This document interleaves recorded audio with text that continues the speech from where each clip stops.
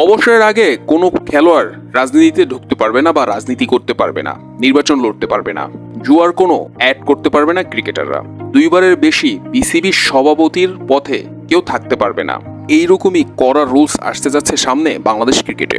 আর এইসব বিষয়ে খোলাসা করেছেন বা এইসব বিষয়ে কথা বলেছেন বাংলাদেশের ক্রীড়ামন্ত্রী আসিফ মাহমুদ। রিসেন্টলি ক্রিকবাজকে দেওয়া এক সাক্ষাৎকারে আসিফ মাহমুদ এই সমস্ত কথা বলেন। তিনি বলেন যে সাকিব যে ভুলটা করেছে সেটা যেন আর কোনো ক্রিকেটারদের দ্বারা না হয়, এই বিষয়টা লক্ষ্য রাখতে হবে আমাদের। কেননা সাকিব নিজের উপর নিজেই বিপদ ডেকে এনেছে। একদিকে জাতীয় দলের হয়েও খেলেছে, আবার নির্বাচনও লড়েছে, রাজনীতিতে ঢুকেছে, সবকিছু গোলমাল করে ফেলেছে সাকিব। আর এইরকম গোলমাল যেন আর কোনো ক্রিকেটার না করে সে বিষয়ে লক্ষ্য রাখতে হবে আমাদের। ক্রিকেটে শৃঙ্খলা ফিরিয়ে আনতে হবে আমাদের। এতদিন যে বিশৃঙ্খলা অবস্থা ছিল সেটাকে দূর করতে হবে।